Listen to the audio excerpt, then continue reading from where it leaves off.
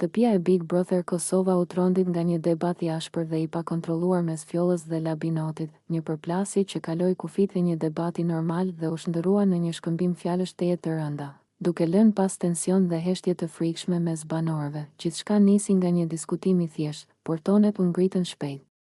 Fjolla, e revoltuar nga sjellja dhe qëndrimi i Labinotit në situata konflikti, shpërtheu me fjalë të drejtpërdrejta dhe përçmuese: "Ti nuk je as për sherr, as për ballafaqim", i tha ajo, duke e akuzuar se shmang përplasjet dhe fshihet pas fjalëve të tjerëve. Labinoti reagoi menjëherë, por reagimi i tij shkoi shumë më larg.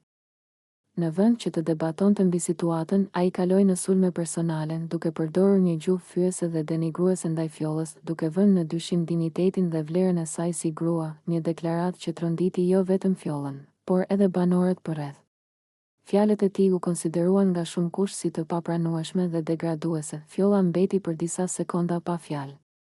Më pas reagoi me lot në sy dhe zë të dridhur, duke e akuzuar Labinotin se kishte kaluar çdo kufi njerëzor dhe se po përdorte gjuhë që nuk ka vend në asnjë debat, aq më pak në një format publik si Big Brother Kosova. Ajo theksoi se loja mund të jetë e fortë, por dinjiteti nuk është pjesë e lojës. Banorët e tjerë ndërhyn për të ndarë palët, disa duke u përpjekur të qetësonin situatën, të tjerë duke shprehur hapur indignatën ndaj fjalorit të përdorur.